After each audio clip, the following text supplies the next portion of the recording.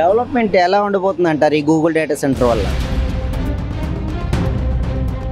Google రావడం వల్ల ఏమవుతుందంటే 1,00,000 ఉద్యోగాలు మన ఆంధ్రప్రదేశ్ యువతకి రావడం, మొత్తం దేశమంతా మన వైపు చూడడం, విశాఖపట్నం దేశంలోనే నెంబర్ 1 స్థాయికి వెళ్ళడం.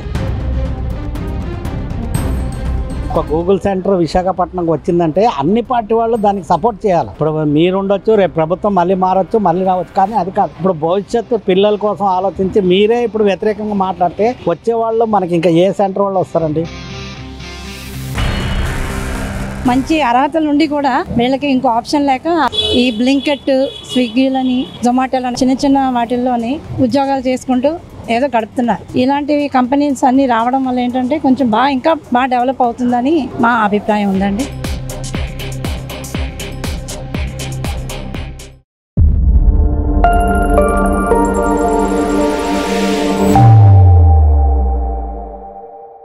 ఆ ఉద్యోగంతో పాటు అన్ని డెవలప్ అవుతాయండి. బిజినెస్ డెవలప్ అవుతుంది, రెంటల్ డెవలప్ అవుతుంది, అన్ని డెవలప్ అవుతాయండి. మీరు వేరే పార్టీ ఉండొచ్చు, నేను వేరే పార్టీ కోసం కాదండి. ఒక సెంటర్ వచ్చినప్పుడు మనం అందరూ కలిసి దానికి ఎంకరేజ్ చేస్తేనే దాన్ని రేపు ఇంకొక అతను వచ్చేవాడు కూడా విశాఖపట్నంలో పర్లేదు బాగుంటుంది అన్న ఇది కావాలి సార్. ఈ ప్రపంచంలో ఎక్కడ పెట్టలేని రెండో సెంటర్ విశాఖపట్నం సార్. ఇది నేను చెప్పింది కాదు, అసలు గూగుల్ CEO పిచ్చయ్య గారే, సుందర పిచ్చయ్య గారే ట్వీట్ చేశారు సార్. మీరు చూడండి, మీరు రాజకీయ నాయకులు పెద్ద పదవి చేశారు, అన్ని చేశారు కాబట్టి మీరు చూడండి. మీరు మీడియాలో కూర్చొని అది దాన్ని మైనస్ గా రోజు చెప్తుంటే బాగుండదు సార్. ఎందుకంటే రేపు మన పిల్లలు నవ్వుకుంటారు, ఇదేంటిది ఇలాగా చెప్తున్నారు. ఒక సెంటర్ మన ఊరికి ఒకటి వచ్చింది అంటే దాన్ని మీరు ఎంకరేజ్ చేయాలి. బాగుంది, మీరు బాగుంది అని చెప్పండి, బాగాలేదని చెప్పండి.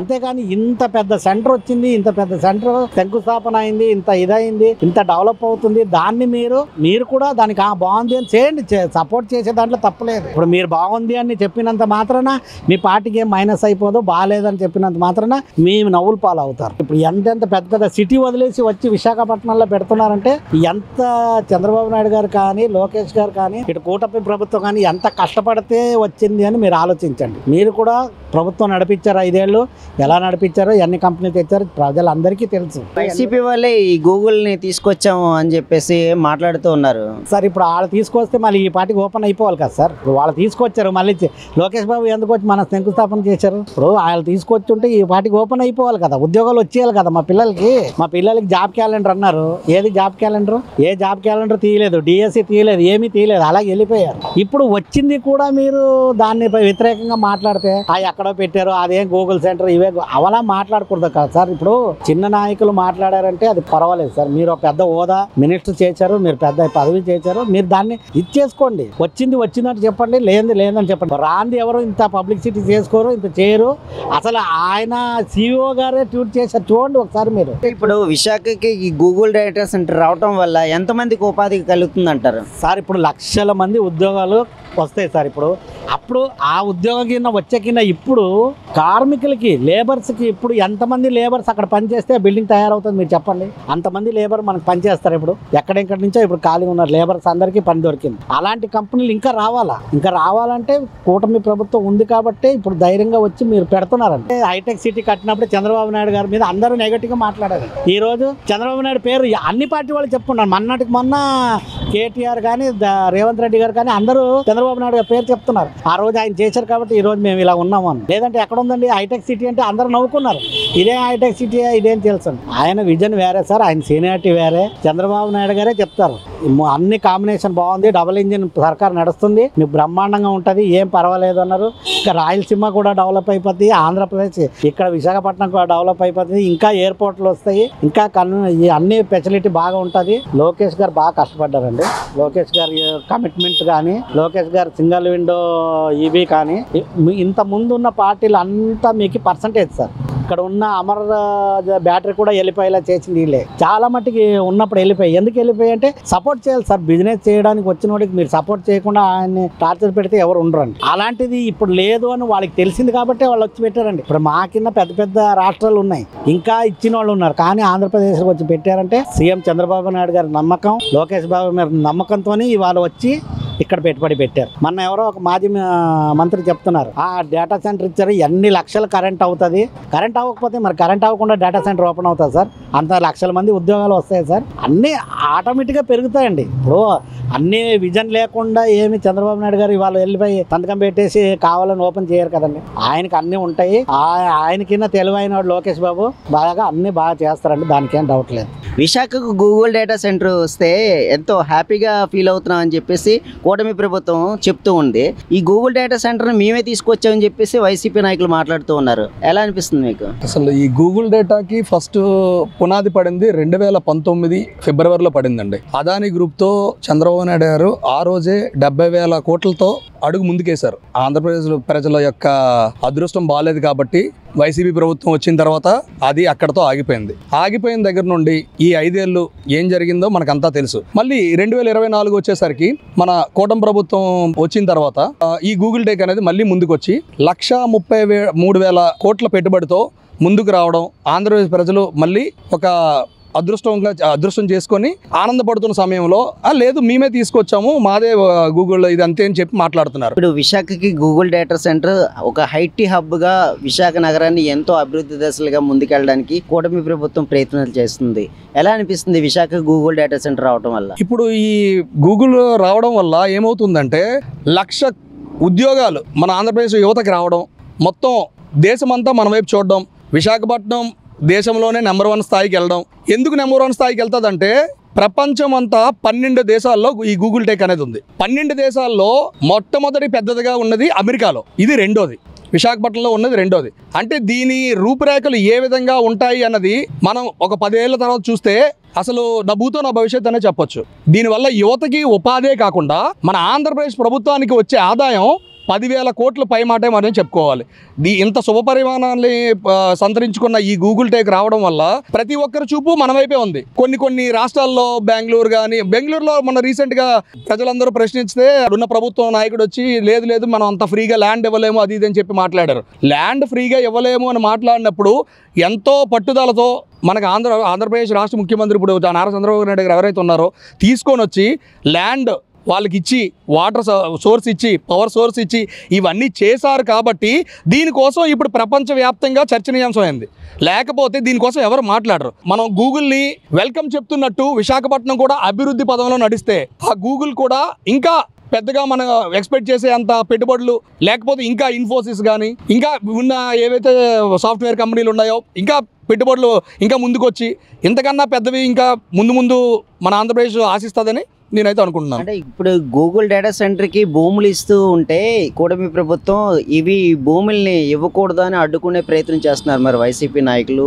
అంటే ఎలా చూడాలి? అంటే ఇది ఒక అభివృద్ధి దశలుగా ముందుకెళ్తుంది, దాన్ని అడ్డుకట్టేయటం కరెక్టే అంటారా? మన వైసీపీ నాయకులు ఏ విధంగా ఏం చేసినా సరే గుడ్డ కాల్చి మీద వేసేసే రకాలే కదా. వాళ్ళు చేయలేనిది ఇంకో ప్రభుత్వం చేస్తున్నారంటే వాళ్ళు ఒప్పుకోరు, వాళ్ళు చేయలేరు. వాళ్ళకి ఏంటి కావాలి? ఎంతసేపు పచ్చళ్ళు కావాలి, బొబ్బట్లు కావాలి, అప్పడాలు కావాలి. అంతేగాని ఈ భూములు ఇచ్చేసారు, రూపాయికి ఇచ్చేసారు, 10 రూపాయకి ఇచ్చేసారంటే వాటి వల్ల మనకి 10,000 కోట్లు ఆదాయం వస్తుంది, 1,00,000 ఉద్యోగాలు, యువతకి ఉపాధి కలుస్తుంది. ఆంధ్రప్రదేశ్ యొక్క పేరు ఘనత ప్రపంచవ్యాప్తంగా తెలుస్తుంది అని అంటే అదేం వాళ్ళకేమి కట్టబెట్టడం కాదు కదా. వాళ్ళ సంస్థలను మనం వెల్కమ్ చేస్తున్నాం కాబట్టి వాళ్ళకి ఇవ్వాల్సిన సోర్స్ ఆఫ్ వాళ్ళకి ఇవ్వాలి. వాటర్ సప్లై ఇవ్వాలి, పవర్ సప్లై ఇవ్వాలి. ఇవన్నీ ఇస్తున్నప్పుడు మనం ఈ ల్యాండ్ అది తక్కువ రేటుకి ఇవ్వడం వల్ల మనకి నష్టమేమి లేదు. వాళ్ళ వల్ల మనకు వస్తున్నాయి కదా, ఆదాయం వస్తుంది కదా. 10,000 కోట్ల ఆదాయం వస్తున్నప్పుడు ఇలాంటివన్నీ ఆలోచించే అంత పెద్ద బుర్ర ఏం లేదండి వాళ్ళకి. కళాకారులు వాళ్ళకి ఇంకేం రాదు.